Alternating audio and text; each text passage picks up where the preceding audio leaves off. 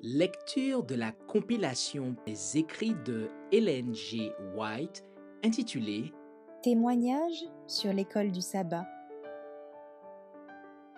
Chapitre 1. L'école du sabbat et le culte.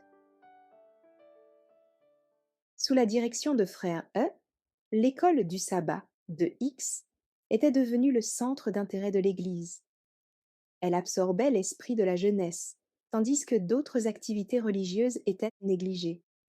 Souvent, l'étude terminée, le directeur, plusieurs moniteurs et même de nombreux élèves s'en retournaient chez eux, convaincus que leurs obligations de membres d'Église s'arrêtaient là. Et lorsque la cloche annonçait l'heure du culte, les fidèles se rendant à la maison de Dieu croisaient bon nombre de membres de l'école du sabbat qui en sortaient.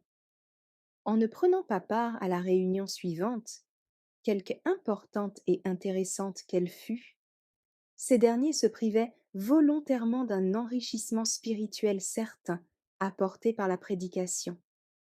Celle-ci n'atteignait que ceux qui voulaient bien y assister, et, comme beaucoup d'enfants en étaient absents, les quelques auditeurs présents avaient l'impression plutôt pénible de remplir une tâche ennuyeuse. L'ordre et la discipline sont nécessaires à la bonne marche de nos écoles du sabbat. Les enfants qui les fréquentent devraient être amenés à apprécier les avantages dont ils jouissent et à se montrer soumis et obéissants.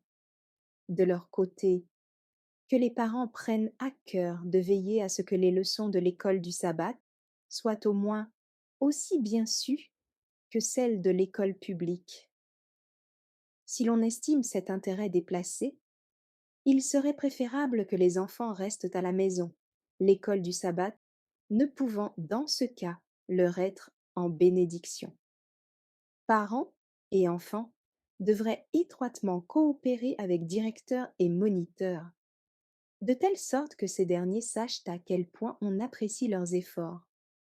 On doit pouvoir s'attendre que les parents s'intéressent tout particulièrement à l'instruction religieuse de leurs enfants, veillant à ce qu'ils parviennent à une connaissance approfondie des Écritures.